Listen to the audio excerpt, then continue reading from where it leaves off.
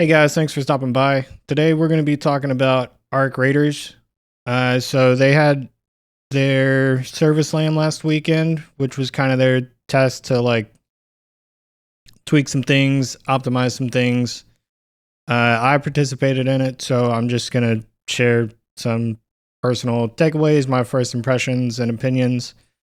If you don't know what Arc Raiders is, it's a PvPvE extraction shooter set in a world where these mechanical arcs have kind of taken over. The world's kind of desolate. It's pretty much just these machines roaming around on the surface. And we play as raiders. The main goal as a raider is to go out onto the surface, scavenge for resources. Pretty par for the course for an extraction shooter. You can play solo or you can play with a team of 3 other people, which I will be touching on later. The game's being made by Embark, which is the same team that's responsible for the finals, which I'm a pretty big fan of. It's a pretty unique shooter, I think. Like, I would say it's probably a blend of Battlefield and, I don't know, Apex or something like that. But this video is not about the finals. I just kind of wanted to mention that. So if you'd never heard of Embark Studios, now you kind of have an idea of some things that they've made in the past. So just some surface level first impressions and opinions. The game runs great. It looks great. It's, feels pretty well optimized. It feels like the team at Embark has put in a lot of quality work on this game to make sure that players are having the best experience from the start and they don't have to kind of come back later and try to re-optimize things. It does look really good. It's got that kind of like retro futuristic vibe to it. If I had to compare the look to anything else that's coming out anytime soon, I would say it kind of reminds me of Intergalactic by Naughty Dog as far as like the looks. The sound design is really good. The visuals look really good. I mean, it really just on a surface level looks and feels like a really well put together game. The gunplay feels really good. The movement felt really good. You know, you're not going to be doing like COD type of movement in this game. That's really not what this game is made for. So don't expect anything like that. The only thing I would say is I did experience like one crash, but that happened when I was trying to stream it to Discord for some friends to see. So that I can't really put that on the game. It could have just been user error or who knows, a problem with Discord. I can't really say, but I did have one crash. And then as far as comparing it to other extraction shooters, like I said at the beginning, like I've seen a lot of people call it Tarkov for casuals. I've seen Tarkov gameplay. I've never played Tarkov myself, but I could see where people would kind of come to that conclusion. I did play a lot of The Division, like I said, so it reminds me a lot of The Division and the Dark Zone and the extraction modes that Ubisoft built into that game. So if you've played The Division, I'd say you probably have a pretty good time playing Arc Raiders too. And just some other like surface level notes on performance and character customization, stuff like that. You have the usual suspects for settings. They do kind of tell you like what settings affect which component, which I've seen other games like Battlefield do that. And Marvel Rivals, I think, does the same thing. They just kind of tell you, like, this is a high impact on CPU, medium impact on GPU, and medium impact on VRAM. They kind of do that in the settings menu with Arc Raiders. There's not a ton of settings that you can, like, tell just from what they tell you that it's affecting your CPU or GPU performance, but there's a little bit. I do wish that more games were doing that nowadays, especially with more and more games being built on Unreal Engine. There are certain parts of Unreal Engine that affect your CPU that you would think would affect your GPU, things like shadows and lighting and stuff like that, because Unreal has its own lighting system. So they do kind of tell you a little bit about that in the settings, but I just wish there was like a tiny bit more information. I think Battlefield did a really good job of laying that stuff out in the settings menu.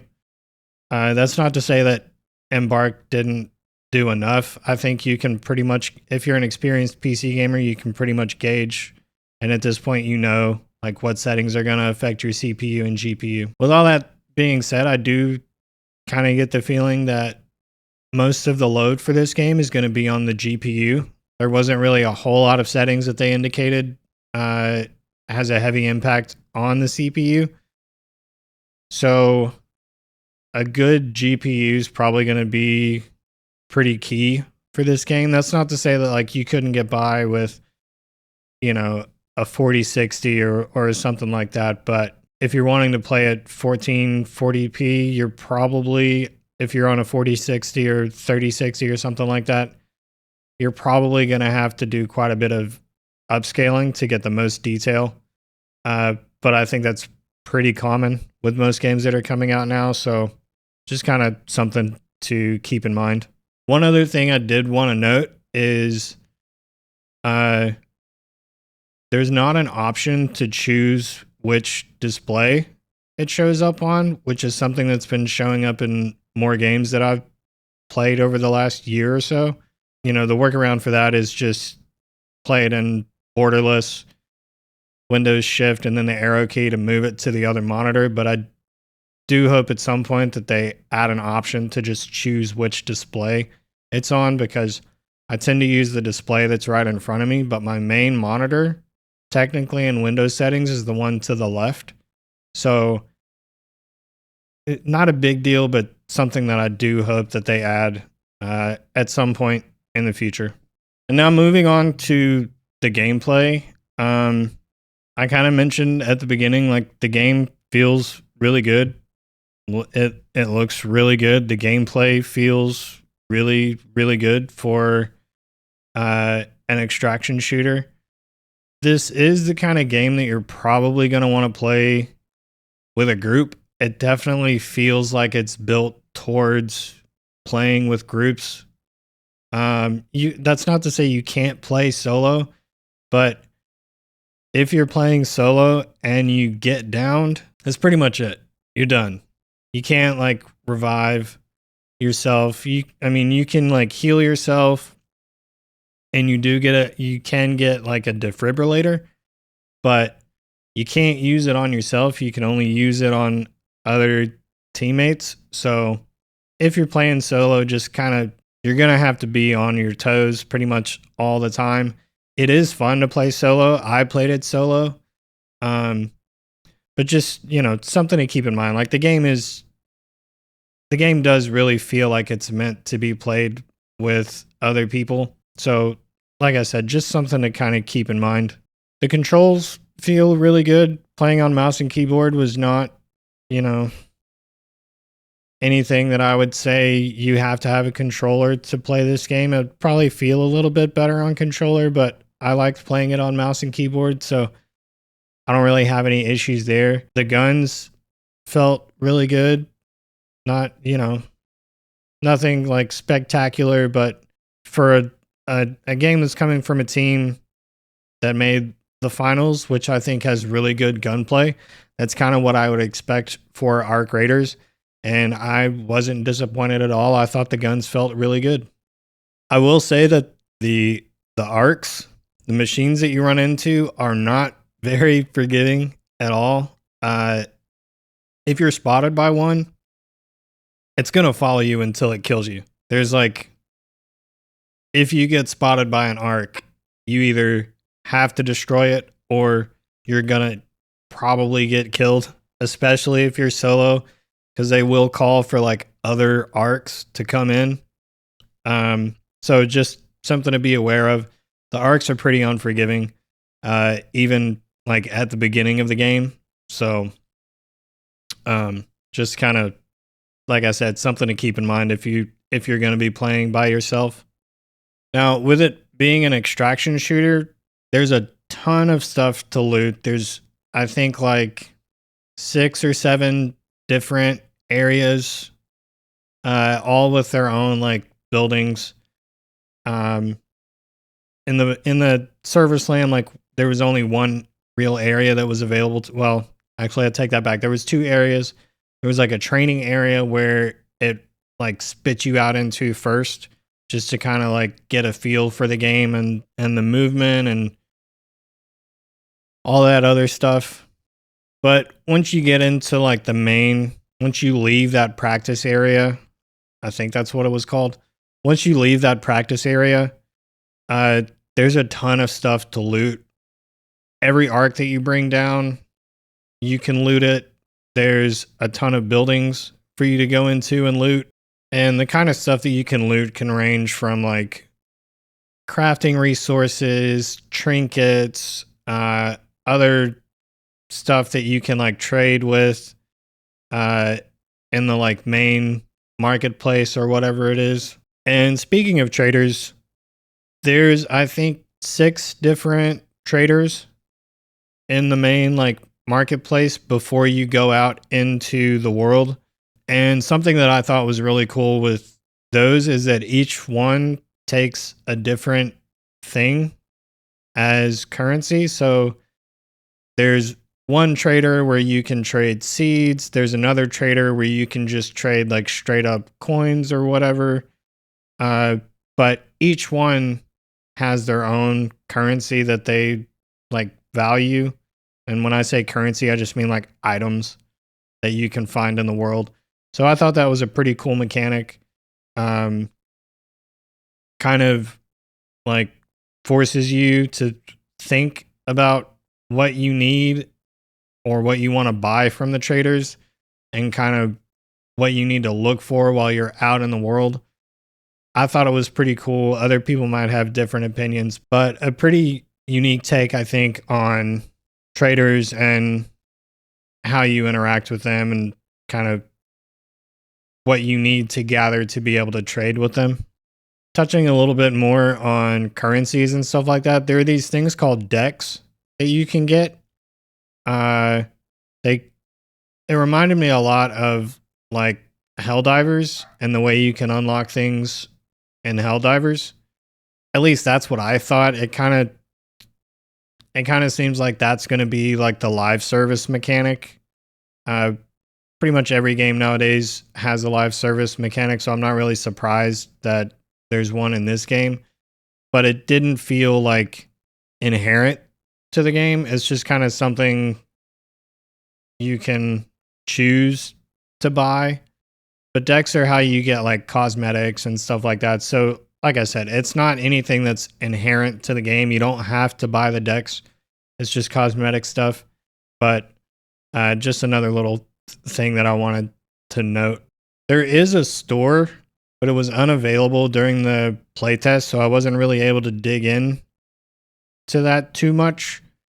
But you complete these challenges, you earn creds, and that's how you're able to buy things from the store. So it doesn't really seem like anything that's going to be too egregious right off the bat. I personally don't have a problem with that. Like, I would much rather be able to complete challenges, earn credits in game, and then be able to go to the store rather than having to depend on spending actual money on creds, which I'm sure will be an option. But in the server slam, it didn't seem like that was going to be like necessary. I made a video a couple weeks ago on Skate and what I thought their monetization was going to be like. And it has gotten pretty egregious. But with this, it doesn't really seem like it's going to head down that path. But we'll see. Monetization is a hard thing to predict. So we'll see how they implement it in this and what they decide to do with it going forward. There is one more kind of loot box mechanic, but it's not really, I mean, it is a loot box, I guess, but there's Scrappy the Rooster, which you can upgrade, and that kind of serves as your loot box. I'm not sure what it takes to like get loot from Scrappy, but I do know that in the full game you'll be able to level him up. So I would imagine as his level goes up, the loot that you get from him will be better and better. But you couldn't level him up in the playtest, so it's really not anything I can speak a whole lot on. All I can really say is that there is kind of a loot box, but it's Scrappy the Rooster, which I thought was pretty cool. And just a little more on the character customization. When you first load in to the game, there's not really a ton that you can do. You can like change the face, change the haircut. I think you can change the body type, but at the start, there's really not a whole lot. Once you get into the game though, and you're able to like purchase cosmetics with your creds by buying decks or what have you, there is a lot of really cool cosmetic stuff that you can customize your character with, even in the playtest. I mean, it was pretty limited, but not too limited. It really does lean into that retro futuristic type of vibe that I mentioned at the beginning, which I personally like. It might not be for everybody, but I think it looks really cool. You can do things like equip different emotes. There's like backpacks, charms, jackets, pants. There's full outfits. A lot of stuff that you can kind of use to customize your character and make them your own. So it'll be interesting to kind of see like what other kind of cosmetic stuff will be there in the full game. But just based on what I saw, I personally really liked the cosmetic stuff. I like the look of it. I like the vibe that they're putting out there. And it seems like there will be a decent amount of cosmetic customization to kind of make your raider your own raider. Like I said, it looked really cool to me. I like the vibe. So we'll see what's in the full game. Obviously, there's a lot more in there that I didn't touch on here.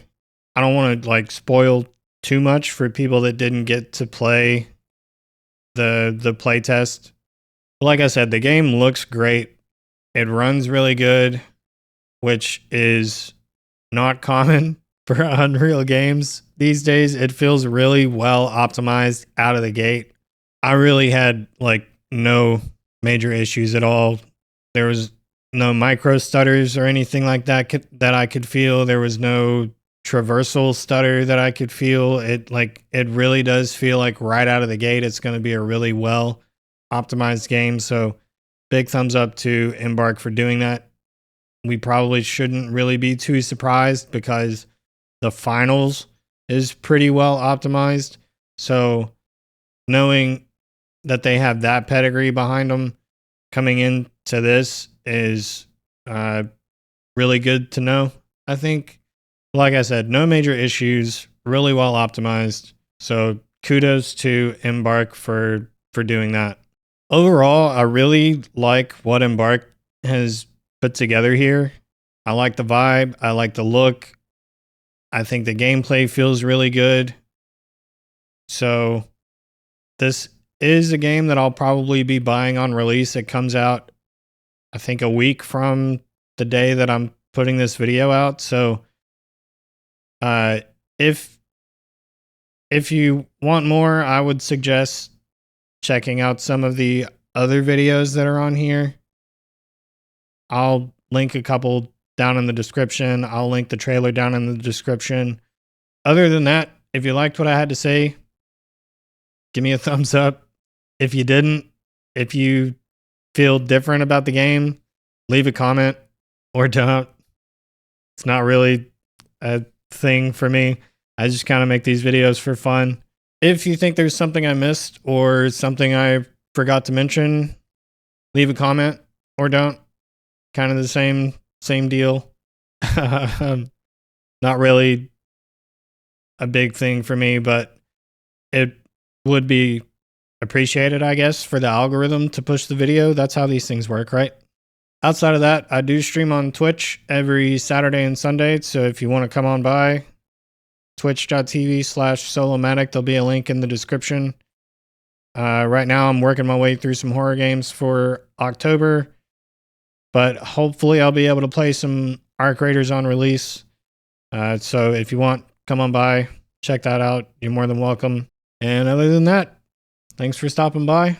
I'll catch you in the next one.